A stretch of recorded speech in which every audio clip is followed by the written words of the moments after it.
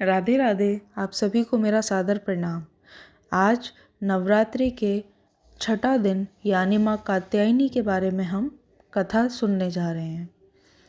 नव दुर्गों के 9 स्वरूपों में से देवी के छठे स्वरूप को देवी कात्यायनी के नाम से पूजा जाता है।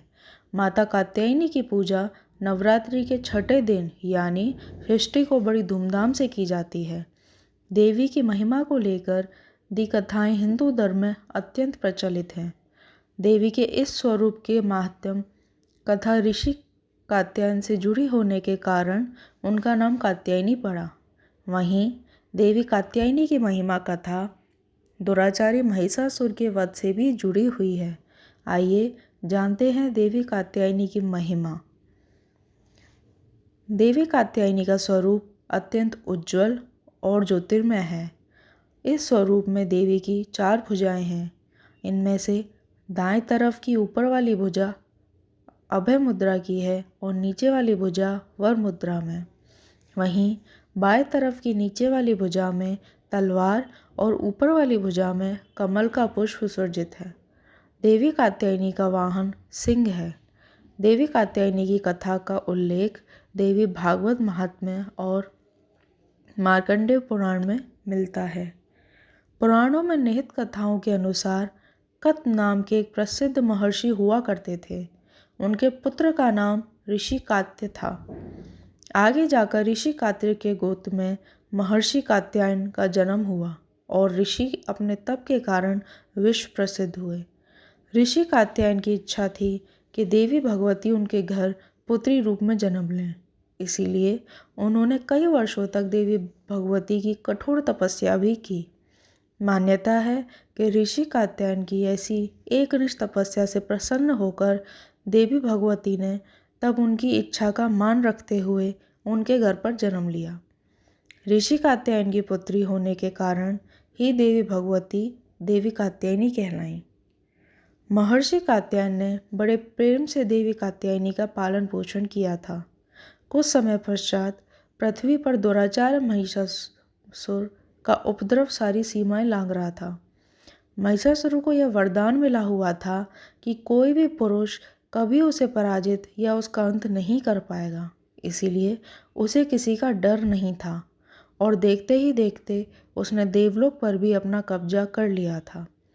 तब भगवान विष्णु, प्रजापति ब्रह्मा और देवादिदेव महादेव ने उनका विनाश करने के लिए अपने अपने तेज से मिलित एक देवी को उत्पन्न किया। मान्यता है कि महर्षि कात्यायन ने इस देवी की सर्वप्रथम विधिवत पूजा की थी, इसलिए देवी को कात्यायनी के नाम से जाना गया।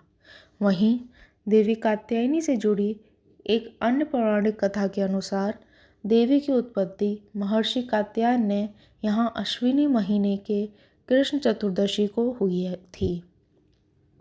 इसके बाद महर्षि ने शुक्ल सप्तमी, अष्टमी और नवमी तक देवी को अपने आश्रम में विधिवत पूजा अर्चना की और दशमी को देवी के स्वरूप ने महिषासुर का वध किया था। यही कारण है कि देवी के इस स्वरूप को देवी कात्यायनी के नाम से जाना गया है। महिषासुर का अंत करने के बाद देवी को महिषासुर मर्दिनी के नाम से भी जाना गया। इसके अलावा देवी कात्यायनी से जुड़ी एक और मान्यता यह भी है कि देवी दुर्गा का एक स्वरूप अमोघ फलदायिनी है। ब्रज की गोपियों ने करुणावतार श्री कृष्ण को अपने पति के रूप में पाने के लिए कालिंदी यमुना के किनारे देवी कात्यायनी की ही आराधना की थी। इसी कारण वर्तमान में भी देवी कात्यायनी समस्त ब्रजमंडल की अधिष्ठित देवी के रूप में प्रतिष्ठित हैं। स्कंद पुराण में देवी कात्यायनी के बारे में ये उल्लेख भी मिलता है कि उनकी उपस्थिति परमेश्वर के सांसारिक क्रोध से हुई थी। नवरात्रि के छठे दिन देवी दुर्गा के इस स्वरूप की पूजा का काफ़ी महत्व है।